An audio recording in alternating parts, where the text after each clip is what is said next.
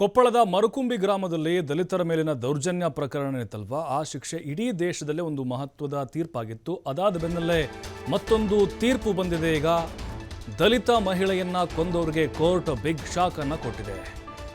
ನೋಡಿ, ದಲಿತರ ವಿರುದ್ಧ ಅಥವಾ ದಲಿತರ ಮೇಲೆ ಹಲ್ಲೆ ಕೊಲೆ ಮಾಡಿದಂಥವ್ರಿಗೆ ಯಾವ ರೀತಿ ಶಿಕ್ಷೆ ಆಗುತ್ತೆ ಅನ್ನೋದಕ್ಕೆ ಇದೊಂದು ಮತ್ತೊಂದು ಉದಾಹರಣೆ.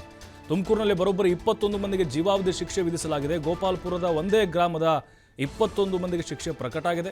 ಜೀವಾವಧಿ ಶಿಕ್ಷೆ ಜೊತೆಗೆ ತಲಾ 13,500 ರೂಪಾಯಿ ದಂಡವನ್ನು ಕೋರ್ಟ್ ಇವರಿಗೆ ವಿಧಿಸಿದೆ. ಒಟ್ಟು 2,83,500 ರೂಪಾಯಿ ದಂಡವನ್ನು ವಿಧಿಸಿ ಆದೇಶವನ್ನು ಹೊರಡಿಸಿದೆ. 2010ರಲ್ಲಿ ರಾಜ್ಯದಲ್ಲಿ ಗಮನ ಸೆಳೆದಿದ್ದ ದಲಿತ ಮಹಿಳೆ ಕೊಲೆ ಪ್ರಕರಣ ಇದು. 14 ವರ್ಷದ ಹಿಂದೆ ಡಾಬಾ ಹೊನ್ನಮ್ಮ ಎಂಬ ದಲಿತ ಮಹಿಳೆಯನ್ನ ಕೊಲೆ ಮಾಡಲಾಗಿತ್ತು. ಕೊಲೆ ಆರೋಪ ಸಾಬೀತು ಹಿನ್ನೆಲೆ ಶಿಕ್ಷೆಯನ್ನು ವಿಧಿಸಿದ ಕೋರ್ಟ್. ತುಮಕೂರಿನ 3ನೇ ಅಧಿಕ ಜಿಲ್ಲಾ ಸತ್ರ ನ್ಯಾಯಾಲಯದಿಂದ ಈ ಆದೇಶ ಹೊರಬಿದ್ದಿದೆ. ನೋಡಿ, ನಾವು ಕೊಪ್ಪಳದ ಮರುಕುಂಬಿ ಕೇಸನ್ನು ನೋಡಿದ್ವಿ. ಅಲ್ಲೂ ಕೂಡ ಅಷ್ಟೇ ಇಡೀ ದೇಶಾದ್ಯಂತ ಚರ್ಚೆಗಳಾಯಿತು. ಅದು ಅಷ್ಟೇ 10 ವರ್ಷದ ನಂತರ ಪ್ರಕರಣ ಆಗಿತ್ತು. ಇದು 14 ವರ್ಷದ ನಂತರದ ಒಂದು ಕೇಸ್. ಇದು ಆ ದಲಿತ ಮಹಿಳೆಯನ್ನು ಕೊಲ್ಲಲಾಗಿತ್ತು. ಅದು ಪ್ರೂವ್ ಆಯಿತು. ಸಾಕ್ಷಿಗಳು ಕೂಡ ಸಿಕ್ಕಿದ್ದಾವೆ. ಈಗ ಕೋರ್ಟ್ ತೀರ್ಪನ್ನು ನೀಡಿದೆ. ಜೀವಾವಧಿ ಶಿಕ್ಷೆ 21 ಜನರಿಗೆ ತಲಾ 13,500 ರೂಪಾಯಿ ದಂಡವನ್ನು ವಿಧಿಸಲಾಗಿದೆ.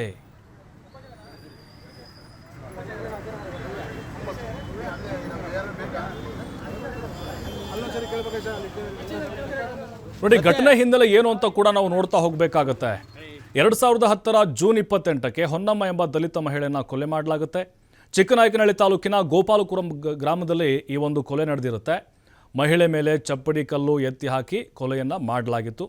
ಗೋಪಾಲಪುರ ಗ್ರಾಮದಲ್ಲಿ ನಡೆದಂಥ ಒಂದು ಘಟನೆ ಇದು. ಮಹಿಳೆ ಮೇಲೆ ಚಪ್ಪಡಿ ಕಲ್ಲು ಹಾಕಿ ಕೊಲೆಯನ್ನು ಮಾಡಿದ್ರು. ಘಟನೆ ಸಂಬಂಧ ಒಟ್ಟು 27 ಜನರ ಮೇಲೆ FIR ದಾಖಲಾಗಿತ್ತು. ಆ ಸಂದರ್ಭದಲ್ಲಿ ಘಟನೆ ಸಂಬಂಧ ನೋಡಿ, ಒಟ್ಟು 27 ಜನರ ಮೇಲೆ FIR ಆಗಿತ್ತು. ಅಪರಾಧಿಗಳ ವಿರುದ್ಧ ಕೊಲೆ ಹಾಗೆ ಜಾತಿ ನಿಂದನೆ ಕೇಸ್ ದಾಖಲಾಗಿರುತ್ತೆ. ನೋಡಿ, ಇಲ್ಲಿ ಜಾತಿ ನಿಂದನೆ ಮಾಡಿದರೆ ಏನಾಗುತ್ತೆ ಅಥವಾ ಕೊಲೆ ಮಾಡಿದರೆ ಏನಾಗುತ್ತೆ ದಲಿತರನ್ನ ಅನ್ನೋದಕ್ಕೆ ಹಂದನಕೆರೆ ಪೊಲೀಸ್ ಠಾಣೆಯಲ್ಲಿ ದೂರು ದಾಖಲಾಗಿತ್ತು. ಸದ್ಯ 27 ಮಂದಿ ಅಪರಾಧಿಗಳ ಪೈಕಿ 6 ಜನ ಸಾವನ್ನಪ್ಪಿಬಿಟ್ಟಿದ್ದಾರೆ. ಹಾಗಾಗಿ ಇನ್ನುಳಿದಂಥ 21 ಜನರಿಗೆ ಜೀವಾವಧಿ ಶಿಕ್ಷೆಯನ್ನು ವಿಧಿಸಿ ಕೋರ್ಟ್ ಆದೇಶವನ್ನು ಹೊರಡಿಸಿದೆ. 21 ಜನರಲ್ಲಿ 2 ಮಹಿಳೆಯರಿದ್ದಾರೆ, 19 ಜನ ಪುರುಷರಿದ್ದಾರೆ. ಅಂದಿನ DYSP ಶಿವರುದ್ರಸ್ವಾಮಿ ತನಿಖೆಯನ್ನು ನಡೆಸಿ ಚಾರ್ಜ್ ಶೀಟನ್ನು ಕೋರ್ಟ್ಗೆ ಸಲ್ಲಿಕೆಯನ್ನು ಮಾಡಿರ್ತಾರೆ. ಪ್ರಕರಣದ ವಿಚಾರಣೆ ನಡೆಸಿದ 3ನೇ ಅಧಿಕ ಜಿಲ್ಲಾ ಮತ್ತು ಸತ್ರ ನ್ಯಾಯಾಲಯ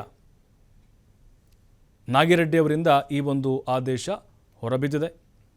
ಅಭಿಯೋಜಕಿಯಾಗಿ ವಾದವನ್ನು ಮಂಡಿಸಿದ್ರು BS ಜ್ಯೋತಿ ಅವರು. ನೋಡಿ, ಸಂದೇಶ ಏನು? ಈಗಲೂ ಕೂಡ ನಮ್ಮಲ್ಲಿ ಅಸ್ಪೃಶ್ಯತೆ, ಜಾತಿಯ ಬಡಿದಾಟಗಳು, ಸವರ್ಣೀಯರ ಆರ್ಭಟಗಳು, ಕೆಲವೊಂದಿಷ್ಟು ಕಡೆಗಳಲ್ಲಿ ದಲಿತರ ಮೇಲೆ ದೌರ್ಜನ್ಯಗಳು, ಕೀಳರಿಮೆ ಆಗಿರ್ಬೋದು, ಅವ್ರನ್ನ ಮನುಷ್ಯರಿಗಿಂತ ಅಂದರೆ ಪ್ರಾಣಿಗಳಿಗಿಂತ ಕಡೆಯಾಗಿ ನೋಡೋದು, ಏನೂ ಆಗಲ್ಲ, ಏನು ಮಾಡ್ಕೊಳ್ಳೋಕ್ಕಾಗಲ್ಲ ಅನ್ನುವಂಥವ್ರಿಗೆ ಇದೊಂದು ತಕ್ಕ ಪಾಠ. ಇದು ಅಂದರೆ ಆ ರೀತಿಯಾಗಿ ಕೀಳಾಗಿ ನೋಡುವಂಥವ್ರು. ಜೊತೆಗೆ ನೋಡಿ, ಆ ದಲಿತ ಮಹಿಳೆಯನ್ನು ಕೊಂದಿದ್ರು. ಇವರು ಬಹಳ ಬರ್ಬರವಾಗಿ ಕೊಂದಿದ್ರು. ಈಗ ಮತ್ತೆ ಅವರು ಸಹಜವಾಗಿ ಹೈಕೋರ್ಟ್ಗೆ ಹೋಗ್ತಾರೆ. ಮೊನ್ನೆ ಆಯ್ತಲ್ಲ, ಅದನ್ನು ನೋಡ್ಕೊಂಡು ಹೈಕೋರ್ಟ್ಗೆ ಹೋಗ್ತಾರೆ.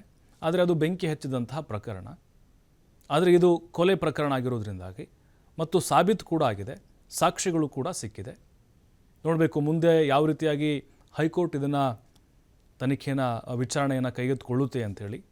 ಆದರೆ ಒಂದಂತೂ ಸತ್ಯ, ನಮ್ಮ ದೇಶದಲ್ಲಿ ಕಾನೂನು ಎಷ್ಟು ಬಲವಾಗಿದೆ ಅನ್ನೋದಕ್ಕೆ ಈ ಒಂದು ಪ್ರಕರಣ ಅಥವಾ ಈ ಹಿಂದೆ ಮರುಕುಂಬಿ ಪ್ರಕರಣಗಳೇ ಸಾಕ್ಷಿ ಆಗ್ತಾ ಇದ್ದಾವೆ.